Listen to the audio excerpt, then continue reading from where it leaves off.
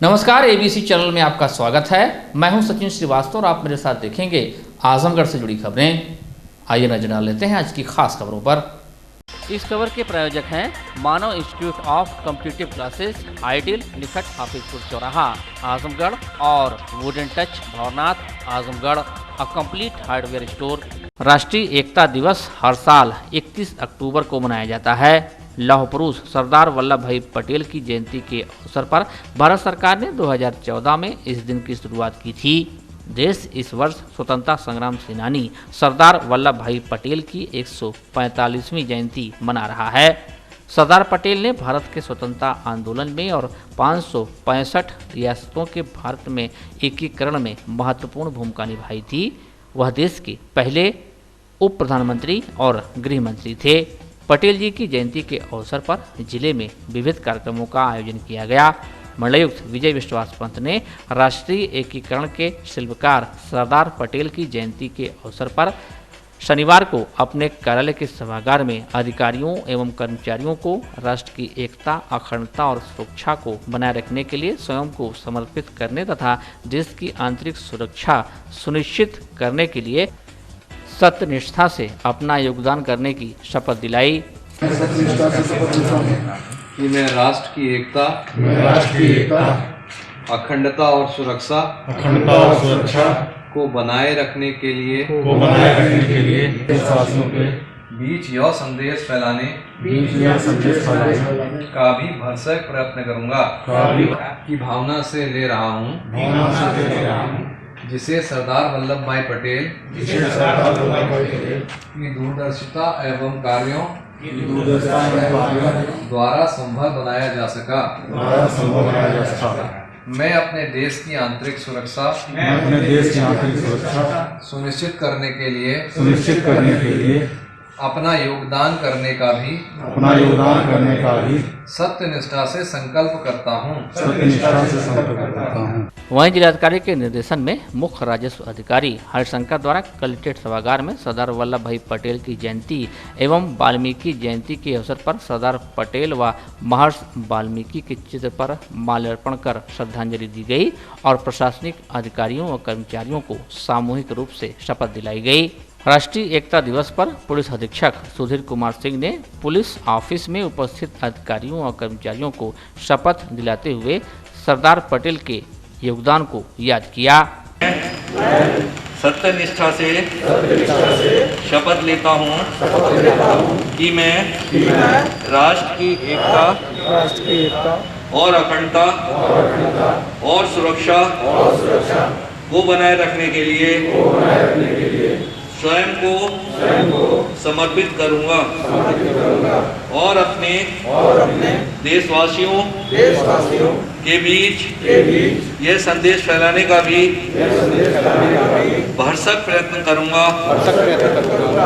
मैं यह शपथ अपने देश की एकता की भावना से ले रहा हूँ, जिसे सरदार वल्लभ भाई पटेल की दूरदर्शिता एवं कार्यों द्वारा संभव बनाया जा सका। मैं अपने देश की आंतरिक सुरक्षा सुनिश्चित करने के लिए अपना योगदान करने का भी सत्यनिष्ठा से संकल्प करता हूँ। राष्ट्रीय एकता और अखंडता के प्रतीक सरदार वल्लभ भाई पटेल जी, जो कि लौह पुरुष के रूप में भी जाने जाते हैं, उनकी आज जयंती है और इस जयंती के अवसर पर हमारे पुलिस ऑफिस के सभी कर्मचारी अधिकारियों द्वारा पुलिस ऑफिस में और सभी थानों में और पुलिस लाइन में एक शपथ ली गई है राष्ट्रीय एकता और अखंडता की, और उस शपथ को सभी ने लिया है। उसे हम अंगीकार भी करेंगे। जो हम शपथ ली है उसे हम अपने जीवन में और व्यवहार में लाएंगे भी। सबने शपथ ली है और उस पर कार्य भी करेंगे। राष्ट्रीय एकता दिवस पर संयुक्त निदेशक अभियोजन कार्यालय पर संयुक्त निदेशक अभियोजन वेद प्रकाश वर्मा ने कर्मचारियों को शपथ दिलाई। सत्यनिष्ठा से शपथ लेता हूँ कि मैं राष्ट्र की एकता अखंडता और सुरक्षा को बनाए रखने के लिए स्वयं को समर्पित करूँगा और अपने देशवासियों के बीच यह संदेश फैलाने का भी भरसक प्रयत्न करूँगा। मैं यह शपथ अपने देश की एकता की भावना से ले रहा हूँ जिसे सरदार वल्लभ भाई पटेल की दूरदर्शिता एवं कार्यों द्वारा संभव बनाया जा सका। मैं अपने देश की आंतरिक सुरक्षा सुनिश्चित करने के लिए अपना योगदान करने का भी सत्यनिष्ठा से संकल्प करता हूँ। हमारे देश के प्रथम गृह मंत्री लौह पुरुष सरदार वल्लभ भाई पटेल की आज जयंती मनाई गई और उनका 145वां वर्षगांठ आज हम लोगों ने मनाया। इस अवसर पर हमारे कार्यालय में उनके चित्र पर पुष्पमाला अर्पित की गई तथा सब लोगों ने श्रद्धा सुमन अर्पित किए और तत्पश्चात एकता और अखंडता का शपथ ग्रहण लिया गया। कांग्रेस पार्टी की राष्ट्रीय महासचिव व यूपी प्रभारी प्रियंका गांधी ने प्रदेश के मुख्यमंत्री योगी आदित्यनाथ को बुनकरों की समस्याओं को लेकर पत्र लिखा है। पत्र में उन्होंने लिखा है कि वाराणसी के बुनकर बहुत ही परेशान और हताश हैं। पूरी दुनिया में मशहूर बनारसी साड़ियों के बुनकरों के परिवार दाने दाने को मोहताज हो गए हैं। कोरोना महामारी और सरकारी नीतियों के चलते उनका पूरा कारोबार चौपट हो गया है। इस कठिन दौर में उनकी पूरी सहायता करनी चाहिए। यूपी सरकार ने 2006 में बुनकरों के लिए फ्लैट रेट पर बिजली देने की योजना लागू की थी, लेकिन यह योजना खत्म कर दी गई। बुनकरों के साथ बहुत ही नाइंसाफी हो रही है। सरकार ने उन्हें वार्ता के लिए बुलाया। सरकार के प्रतिनिधि ने उन्हें भरोसा भी दिलाया कि मांगे मान ली जाएंगी, लेकिन इसके बावजूद उनकी समस्याओं का समाधान नहीं हुआ। प्रियंका गांधी ने मांग किया कि बुनकरों को फ्लैट रेट पर बिजली देने की योजना बहाल की जाए, फर्जी बकाया के नाम पर बुनकरों का उत्पीड़न बंद किया जाए और बुनकरों के बिजली कनेक्शन न काटे जाएं।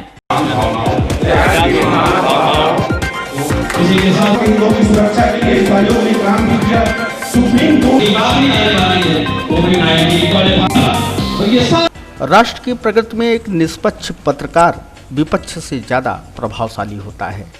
यह उस समय छनकर सामने आ गया जब जर्नलिस्ट क्लब ने इस ऐतिहासिक वैचारिक कुंभ का आयोजन जनपद की धरा पर किया। एबीसी चैनल आपको उस पूरे कार्यक्रम से रूबरू कराएगा जो नेहरू हॉल के सभागार में 30 अक्टूबर को आयोजित किया गया। यहाँ क्लब की आजमगढ़ की नवगठित कार्यकारिणी के शपथ ग्रहण समारोह के साथ क्लब के विस्तार व उस विशेष राष्ट्रीय विचार संगोष्ठी का आयोजन हुआ जिसका विषय रखा गया था बदलते दौर में पत्रकारिता की चुनौतियां और पत्रकारों की सुरक्षा। कार्यक्रम और संगोष्ठी में मुख्य वक्ता के रूप में पूर्व जिलाधिकारी आजमगढ़ नागेंद्र प्रसाद सिंह, वरिष्ठ पत्रकार नई दिल्ली संजय सिंह, आयुक्त आजमगढ़ मंडल विजय विश्वास पंत, डीआईजी आजमगढ़ परिक्षेत्र सुभाष चंद्र दुबे, संपादक India news Uttar Pradesh Uttarakhand Arvind Chaturvedi, supreme court के युवा अधिवक्ता पवन प्रकाश पाठक, वरिष्ठ पत्रकार केडीएन राय सहित तमाम लोग उपस्थित रहे।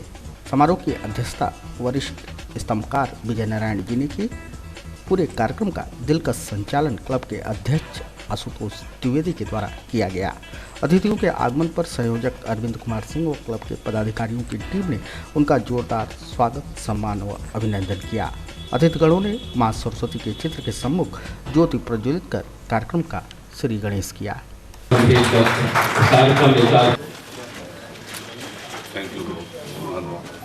सचिन श्रीवास्तव जी से भेंट करेंगे। इसी के साथ ही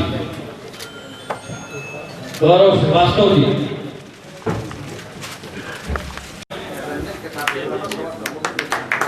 इसी के साथ उन्होंने कार्यक्रम में चांद लगाया है। उन्हें दोस्तों प्रदान किया गया है। काम पाएगा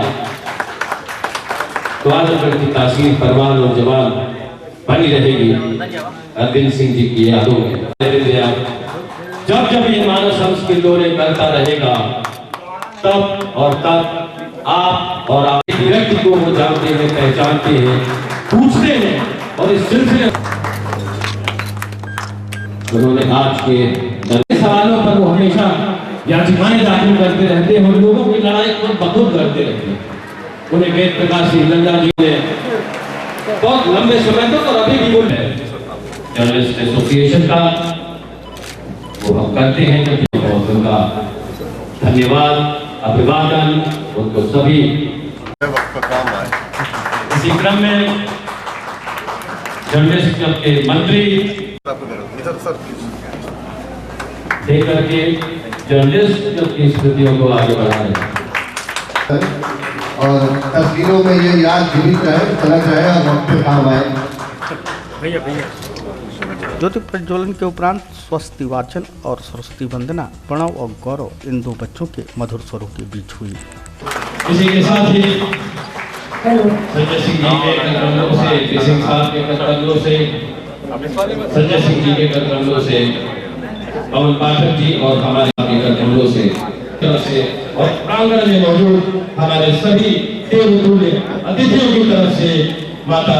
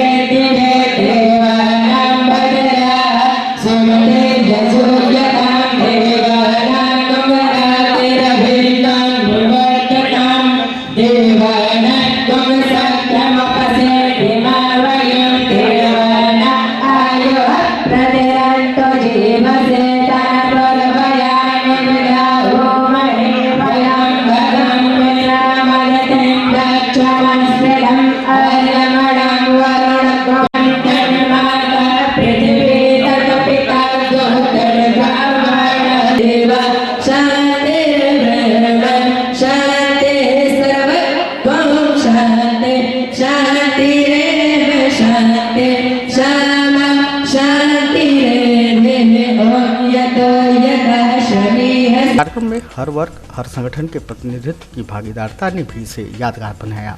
काफ़ी संख्या में मातृशक्ति ने कार्यक्रम में प्रतिभाग करते हुए जर्नलिस्ट क्लब को ऊर्जा प्रदान की। इसके अलावा कांग्रेस व भाजपा के वरिष्ठ नेताओं, विभिन्न संस्थाओं के प्रमुखों ने भी कार्यक्रम में शिरकत की और समापन तक अपनी गरिमा में उपस्थिति बनाए रखी। तमाम संगठनों ने अतिथिगणों को सम्मानित भी किया। महामंत्री रंजन और साथ फाउंडेशन की हमारी बहन संतोष जी जरूर आएंगे अपना कीमती समय निकालकर आप लोगों को मंच के माध्यम से। पुनर्गठित जर्नलिस्ट क्लब की नवगठित कार्यकारिणी व सदस्यों का शपथ ग्रहण समारोह संपन्न हुआ। अतिथि मुख्य वक्ता ने वरिष्ठ पत्रकार नई दिल्ली संजय सिंह ने क्लब के पदाधिकारियों और सदस्यों को शपथ ग्रहण कराई। को अंगीकार करते हुए तथा उसे साक्षी मानते हुए आज दिनांक 30 अक्टूबर 2020 को जर्नलिस्ट क्लब के समस्त विधान और दायित्व के साथ पत्रकारिता के उच्च मानदंडों की पूरी निष्ठा और समर्पण से पालन करने का शपथ लेता हूँ। मेरे पेशे का ध्येय सदैव लोक कल्याण और विधि की स्थापना रहेगा। शपथ ग्रहण समारोह के बीच जर्नलिस्ट क्लब के गाजीपुर, जौनपुर, मऊ, बलिया, वाराणसी और सोनभद्र के नवगठित इकाई अध्यक्षों को नियुक्ति पत्र वरिष्ठ पत्रकार अरविंद चतुर्वेदी के हाथों प्रदान किया गया। सोनभद्र में विवेक पांडे, मऊ में मुरली मनोहर पांडे, गाजीपुर में अमरजीत राय व जौनपुर में राजन मिश्रा को क्लब के विस्तार की जिम्मेदारी व इस आशय का नियुक्ति पत्र प्रदान किया गया। नियुक्ति पत्र दे रहे हैं, इसी पर वो अपनी आवाज बुलंद करेंगे, ऐसी अपेक्षा है हमारी। अरविंद चतुर्वेदी जी के हाथों हमारे बीच में दूर 300 किलोमीटर से पधारे हैं, वो भी जर्नलिस्ट क्लब का काम आगे वहाँ देखेंगे। अक्सर नजदीक की गाड़ी लेट हो जाती है। अरविंद चतुर्वेदी जी उत्तर प्रदेश उत्तराखंड के इंडिया न्यूज के संपादक। और संगोष्ठी को बतौर मुख्य वक्ता संबोधित करते हुए पूर्व जिलाधिकारी एनपी सिंह ने कहा कि पत्रकारिता को भी विशेष संवैधानिक अधिकार दिए जाने की जरूरत है। उन्होंने कहा कि भारत में हमेशा पत्रकारिता और पत्रकारों पर अंकुश लगाने का प्रचलन रहा है, जबकि इसके विपरीत अमेरिका में जब पहला संविधान संशोधन किया गया तो पत्रकारिता को और अधिक अधिकार प्रदान किया गया। श्री सिंह ने कहा कि लोकतंत्र को मजबूत करने के लिए देश के चौथे स्तंभ को मजबूत करना होगा, जो कि असल में पहला स्तंभ है। मैं आप सहमत हूं या न हो, मेरे विचार से पत्रकारिता चौथा स्तंभ नहीं है, बल्कि लोकतंत्र की नाभिकीय आत्मा है और पहला स्तंभ। भगवान कृष्ण के किसी श्लोक से नहीं होती है, बल्कि एक पत्रकार की चर्चा से होती है। धर्म क्षेत्र कुरुक्षेत्र समवेता युद्धः नानकाः पांडवाश्रय क्यों करो सत्य शुरू हुई। जबकि हम तुलना करते हैं अपनी डेमोक्रेसी की अमेरिकन डेमोक्रेसी से।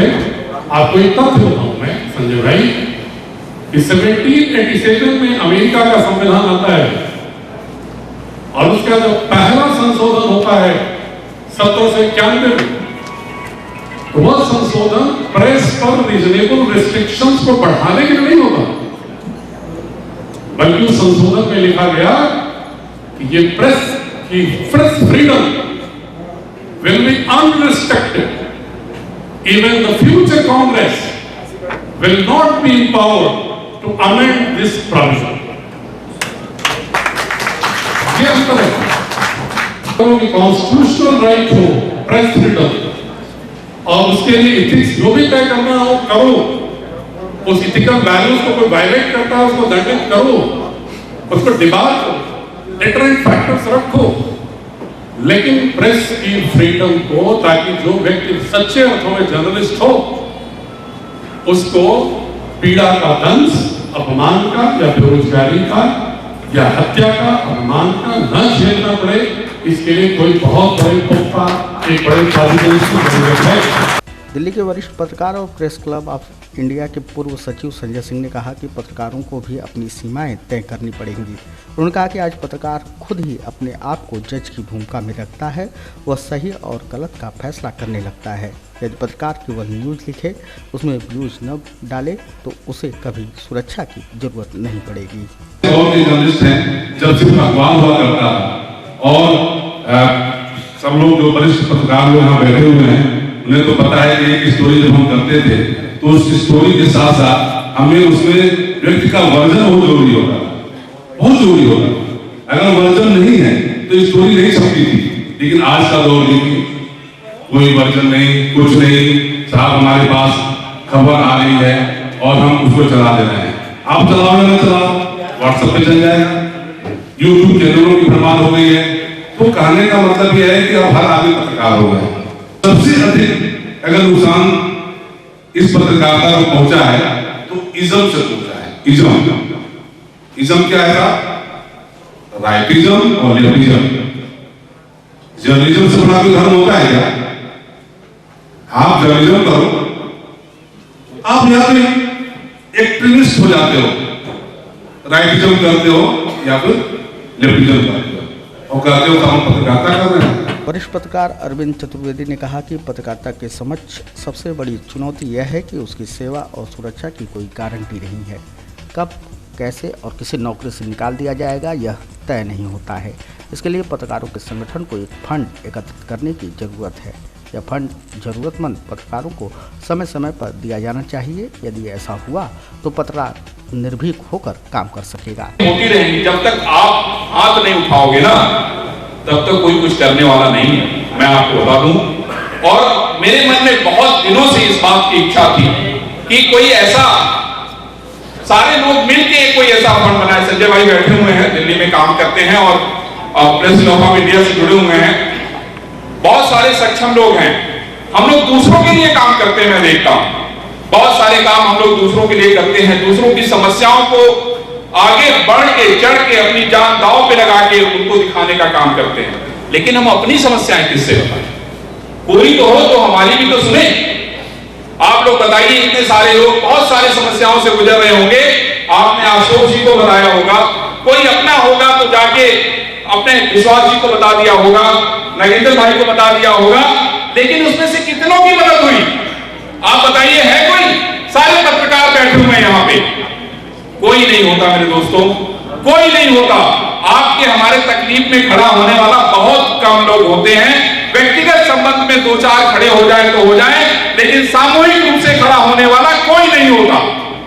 तो मुझे लगता है कि आज वो वक्त आ गया है, अब वो समय आ गया है कि जब आप खुद खड़े होइए, आप खुद अपने लिए सुप्रीम कोर्ट के युवा अधिवक्ता पवन प्रकाश पाठक ने कहा कि पत्रकारिता को चौथा स्तंभ कहा तो जाता है, मगर देश के संविधान में इसका कोई जिक्र नहीं है। इसके लिए लड़ाई लड़ने की जरूरत है और वह हर लड़ाई में पत्रकारों के साथ हैं। मैं बहुत ही सिंपल लैंग्वेज में आपको समझा सकूं, बता सकूं, और जितने भी हमारे जो जर्नल बात करते हैं, सरकार में हमारे पास 3 ऑर्गन्स होते हैं। लेजिस्लेचर्स जो लॉ बनाते हैं, एग्जीक्यूटिव्स हमारे जैसे अधिकारी लोग बैठे हुए हैं, they comes under the category of executives, और फिर आती है जुडिशरी, जो अब हमारी जो न्यायालय प्रक्रिया है उसे जुडिशरी बोला जाता है। तो ये 3 हमने कॉन्स्टिट्यूशन जो हमारा संविधान है, कॉन्स्टिट्यूशन ऑफ इंडिया, बिकॉज उससे ऊपर हमारे पास कुछ नहीं है। हमारी everything comes down to the one single document and that is the constitution of India. No one in this hall is above the constitution of India. तो ये जो 3 ऑर्गन्स हमने बताए हैं, लेजिस्लेचर, जुडिशरी एंड एग्जीक्यूटिव, उसके ही parallel संस्था है that is called media. देखिए, ये कोई भी कॉन्स्टिट्यूशन में ये कहीं नहीं लिखा गया है कि भाई मीडिया भी एक स्तंभ है, बट मीडिया एक वो स्तंभ है जो ये तीनों स्तंभों को एक संभाल के चलता है। और ये तीनों विजय विश्वास पंत ने कहा कि पत्रकार हमेशा वही चीज़ पर उसे जिससे समाज प्रेरणा, ज्ञान व सबक ले सके। उन्होंने कहा कि प्रशासनिक अधिकारियों को भी बहुत सी जानकारियां मीडिया के माध्यम से ही मिला करती हैं और उन जानकारियों के आधार पर ही प्रशासनिक अधिकारी खुद को और बेहतर बना पाते हैं। ये जो खबरें हैं जो आप निर्भीकता से देते हैं, तो वो सब चीज़ें एक आम आदमी के लिए, जिसके, और आम क्या, किसी अधिकारियों के लिए भी इतना उनका दायरा सोचने का बढ़ा देते हैं बैठे बैठे। भाई मैं बैठ के वहाँ अभी फ्रांस में क्या चल रहा है, कैसा हो रहा है, क्या हो रहा है, कैसे जान पाऊंगा? आप ही लोगों के माध्यम से जान पाऊंगा। और हाँ, अगर आप थोड़ा मेरे को वो पिक्चर बिल्कुल नीट एंड क्लीन साफ दोगे तो मैं साफ तरह से जान पाऊंगा, और वही अगर एक धुंधली पिक्चर दोगे, उसमें कुछ चीज़ें जोड़ दोगे, तो वो थोड़ा मैं उतना सही नहीं जान पाऊंगा। तो ये एक तरह से वही बात है कि वो आपका दूध मिलावट वाला है या वो दूध जो है बिल्कुल साफ है। अगर वो बिल्कुल दूध साफ है और बिल्कुल ठीक है तो मेरे को कोई नुकसान नहीं करेगा, मिलावट वाला है तो मुझे नुकसान कर जाएगा। वो पेट को नुकसान करेगा, वो दिमाग को नुकसान करेगा, और दिमाग को नुकसान होना वो ज़्यादा खतरनाक है। तो पत्रकारिता कहने को बहुत आसान है, लेकिन अपने आप में बहुत बड़ी तपस्या है, और जो इस तपस्या में खरा उतर रहा है वही पत्रकार, लोकतंत्र के पहला कहिए, दूसरा कहिए, तीसरा कहिए, चौथा कहिए, वही पत्रकार स्तंभ है, और उनको मैं नमन करता हूँ। डीआईजी सुभाष चंद्र दुबे ने कहा कि पत्रकारों को भी एक प्रशिक्षण दिए जाने की जरूरत है। समाज का हर तबके के लिए योग्यता तय किया गया है, उसी प्रकार पत्रकारों के लिए भी योग्यता तय होनी चाहिए ताकि उसकी विश्वसनीयता ठोस हो सके। मेरी समझ से पत्रकारिता के समक्ष जो सबसे बड़ी चुनौती आज है वो विश्वसनीयता की है। ये थोड़ा सा कड़वा जरूर है, लेकिन हमको मानना चाहिए कि जितना ज्यादा कड़वी दवा होगी शायद वो उतना ही ज्यादा औषधिकारी हो। महाभारत और रामायण दोनों में एक श्लोक आता है सबसे पहले धृतराष्ट्र के प्रसंग में, जब कड़वी सीख विदुर देते रहते हैं तो एक बार भड़क जाते हैं धृतराष्ट्र और बोलते हैं कि अगर आप भाई न होते तो मैं निश्चित रूप से आपको ऐसा दंड देता कि कोई दूसरा मेरे सामने ऐसा साहस न करता। तो उन्होंने कहा मैं इसीलिए बोल भी देता हूं कि मुझे मालूम है कि मृत्यु दंड से मैं दूर रहूंगा, नहीं तो कोई क्यों बोलेगा। पत्रकार संघ के पूर्व अध्यक्ष और वरिष्ठ पत्रकार केडीएन राय ने कहा कि पत्रकारिता पूरी तरह से व्यावसायिक हो गई है। गांव, गरीब, किसान, मजदूरों की बात करने वाला पत्रकार हाशिए पर कर दिया गया है। संगोष्ठी के दौरान पत्रकारों को क्या लिखना पढ़ना चाहिए और कैसे, इस पर भी उन्होंने प्रकाश डाला। प्रधानमंत्री के बाद किताब लिखिएगा तो वो बेस्टसेलर हो जाएगी, लेकिन किसी किसान की मजबूरी पर कोई किताब लिखेगा तो कोई खरीदने वाला नहीं है। पत्रकारिता की चुनौतियां सन 47 के पहले की पत्रकारिता और सन 47 के बाद की पत्रकारिता, और अब ये सन 2000 के बाद की पत्रकारिता है। इसमें बड़े फर्क आए हैं। फर्क इस मतलब सन 47 के पहले की जो पत्रकारिता थी जिसमें हमारा एक उद्देश्य था स्वराज, हमें गुलामी से अपने देश को आजाद कराना है। गरीबी, भुखमरी, भ्रष्टाचार, बेरोजगारी, ये सारे मुद्दे हाशिए पर थे। सिर्फ और सिर्फ एक हमारा इरादा था स्वराज का, और उसके लिए सारा हिंदुस्तान एक साथ होकर के गांधी के साथ खड़ा हुआ, आपकी पत्रकारिता के साथ खड़ा हुआ, और आपकी कलम की जो धार थी वो एक तरफ थी। लेकिन आज आपकी चुनौतियां एक तरफा नहीं है। आज आपके लोकतंत्र के हिफाजत की जिम्मेदारी भी आपके ऊपर है, क्योंकि प्रतिपक्ष वो भूमिका नहीं निभा पा रहा है जो उसको निभाना चाहिए। सरकार वो भूमिका नहीं निभा रही है जो उसे निभाना चाहिए। जर्नलिस्ट क्लब और कार्यक्रम के संयोजक अरविंद कुमार सिंह, क्लब के उपाध्यक्ष डॉक्टर खुर्रम आलम नोमानी ने संगोष्ठी के दौरान संगोष्ठी के विषय बदलते दौर में पत्रकारिता की चुनौतियां और पत्रकारों की सुरक्षा के परिप्रेक्ष्य में आंकड़े व विमर्श हेतु गंभीर धरातल प्रस्तुत किए। प्रशासनिक अधिकारियों व अतिथिगणों से उन मुद्दों पर प्रकाश डालने, सुझाव देने व प्रयास के बाबत मार्गदर्शन चाहा। विमर्श के उपरांत एक मसौदा तैयार किया गया, जिसके जरिए राज्यपाल व मुख्यमंत्री को संबोधित ज्ञापन मंडलायुक्त के माध्यम से प्रेषित किया गया। ज्ञापन के माध्यम से क्लब ने उत्तर प्रदेश पत्रकार सुरक्षा अधिनियम बनाए जाने की राज्यपाल और मुख्यमंत्री से मांग की। पिछले 23 सालों में दुनिया में 1928 और भारत में 74 पत्रकारों की हत्या हुई है। 2018 में करीब 248 पत्रकारों को कैद हुआ। भारत में 2014 से 2019 के बीच 11 पत्रकार गिरफ्तार किए गए। भारत में 2009 से 2013 के बीच 22 पत्रकारों की हत्या हुई,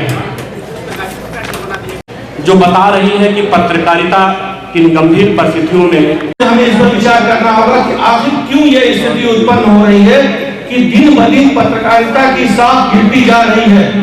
और यही वजह है कि आज जो फील्ड रिपोर्टिंग में हो, चाहे किसी भी स्तर पर हो, पत्रकारों के साथ जो समस्याएं खड़ी हो रही हैं वो हमारी विश्वसनीयता को लेकर के ही हो। सुरक्षा को लेकर जो बुनियादी सवाल है उनका जवाब ग्राउंड रियलिटी पर मील का पत्थर स्थापित करते हुए इस संगोष्ठी ने जनपद के पत्रकारों को ऊर्जा से भर दिया। एक बेहद ही शानदार और सफल रहे इस कार्यक्रम के उपरांत जैसे मानो हर पत्रकार अपने अंदर यह आत्मविश्वास जगाकर निकला कि अब चाहे तुम बंद कर लो दिल के दरवाजे सारे, हम दिल में उतर आएंगे कलम के सहारे। आजमगढ़ के अतरौलिया थाना क्षेत्र निवासी महिला की शिकायत पर कोर्ट के आदेश पर अतरौलिया थाना क्षेत्र के पकड़डीहा गांव निवासी व्यक्ति पर बलात्कार सहित कई धाराओं में मुकदमा दर्ज हुआ, लेकिन थाना पुलिस आरोपी को गिरफ्तार करने की जगह पीड़िता को ही प्रताड़ित कर रही है। शनिवार को पीड़िता ने एसपी को प्रार्थना पत्र देकर न्याय की गुहार लगाई। कि हमारे साथ रेप हुआ था, तो जो है कि हम गए थे अतरौलिया थाने पर, तो मुकदमा वहाँ से पंजीकृत नहीं हुआ। फिर हम 156(3) से ऑर्डर करवा के मुकदमा दर्ज करवाए। उसके बाद जो FIR दर्ज हुई उसके बाद जो है कि दरोगा साहब जो गोपाल जी नायक दरोगा है, उसके बाद वो घर गए। हमारे माँ बहन को इतना जो है कि गाली दे रहे हैं, भद्दी इतना गालियाँ दी हैं। उसके बाद धमकी भी दी है कि किसी तरह मुकदमा सुलह कर लो, ख़त्म कर लो, नहीं तो तुमको फर्जी मुकदमे में बजा देंगे। क्या चाहती है आप? सर मैं यही चाह रही हूँ कि जो है कि मुझको न्याय मिले। बना रहे कि मैं इतना परेशान हो चुकी हूँ, खाली मेरे ऊपर धमकी तमाम आ रही है, तमाम दबाव बना रहे हूँ। कौन धमकी दे रहा है? वही नायक दरोगा जो है गोपाल अतरौलिया, वही बार दबाव बना रहे हैं, गाली दे रहे हैं, अपने दे रहे हैं, दूसरे से भी गाली दिलवा रहे हैं। गिरफ्तारी हुई कि नहीं? अभी नहीं हुई। क्या चाहती है आप? मैं यही चाह रही हूँ उसकी गिरफ्तारी हो, सजा मिले उसको, गलत किया है उसको गलत का अंजाम मिले। वो लोग मुकदमा वापस कराने के लिए दबाव दे रहे हैं? हाँ दबाव दे रहे हैं मुकदमा वापस कराने के लिए। वहीं पुलिस अधीक्षक सुधीर कुमार सिंह का कहना है कि मामला संदिग्ध लग रहा है, विवेचना की जा रही है। देखिए, अतौलिया थाने पर कल 2 मुकदमे 2004 के लिखे गए थे और ये कोर्ट के न्यायालय से 156(3) CRPC के तहत ये मुकदमे लिखे गए थे। इसमें दोनों सगी बहनों ने मुकदमे लिखाए हैं और डिफरेंट अभियुक्त के खिलाफ लिखाए हैं। इससे पहले इसमें से एक बहन ने जो मुकदमा कल लिखा है, परसों थाना कंधरापुर में भी एक मुकदमा लिखाया था। वो 3 मुकदमे कोर्ट के आदेश से लिखे गए हैं और ये बहुत ही कंफ्यूजिंग है क्योंकि 2 मुकदमे 2 थानों में एक ही अभियुक्तों के खिलाफ लिखाए गए, सेम केस के बारे में लिखे गए और सेम उसमें वादनी है। तो इनकी विवेचना की जा रही है, विवेचना करके जो भी सही होगा वो पाया जाएगा। फिलहाल ये बहुत संदिग्ध प्रतीत हो रहा है क्योंकि 2 अलग अलग थानों में कोर्ट के आदेश से मुकदमे सेम घटना के और सेम अभियुक्तों के खिलाफ लिखाए गए, जो कि अपने आप में जो न्यायोचित नहीं है। अच्छा सर, यहाँ तक महिलाओं की बात है, अगर कोई को बात करती है तो पुलिस उसका संज्ञान लेती है और जैसा वो करती है वैसा तहरीर मुकदमा करती है, लेकिन अगर ये बातें फर्जी पाई जाती हैं तो इसके भी आप लोगों की किस तरह की कार्रवाई होती है? देखिए, कोई भी उसमें कानून में प्राविधान है, उसमें झूठा मुकदमा लिखाने की कार्रवाई का प्रावधान है और वो इसमें अगर पाया जाएगा तो निश्चित रूप से उन धाराओं में धारा 182 के तहत जो है कार्रवाई होगी। सर, क्या इसका डेटा पूर्व में भी निकाला जाएगा कि इन लोगों ने कभी और पूर्व में इस तरीके के मुकदमे नहीं दर्ज कराए हैं? प्रथम दृष्टया जो चीजें लग रही हैं कि 2 सगी बहनों ने 3 मुकदमे अभी 2 दिनों में दर्ज कराए हैं, इससे ये लगता है कि इनका पूर्व इतिहास अवश्य रहा होगा। उसकी भी विवेचना के दौरान छानबीन की जाएगी और यदि ऐसे मुकदमों में इन्होंने मुकदमे कराए हैं और उसमें इन्होंने फिर अनुचित लाभ लेके उन्हें खत्म कराया या उसमें बयान दिए तो निश्चित रूप से इनके खिलाफ कार्रवाई की जाएगी। प्रतियोगी परीक्षाओं की तैयारी कर रहे युवाओं को अब महानगर जाने की जरूरत नहीं।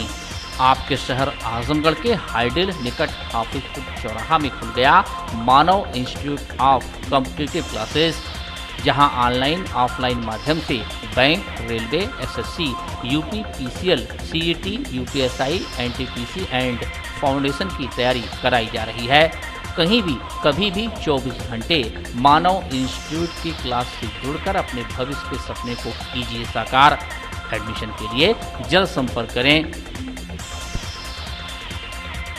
Wooden touch Bhanwarnath Azamgarh, a complete hardware store. हमारे यहाँ branded plywood, flush door, designer door, PVC door, 4 mica, fancy hardware, kitchen की चिमनी एवं मॉड्यूलर किचन की एक्सक्लूसिव रेंज उपलब्ध। अपने आशियाने में लगाइए 4 चांद, पहुंचिए वुडन टच भंवरनाथ आजमगढ़।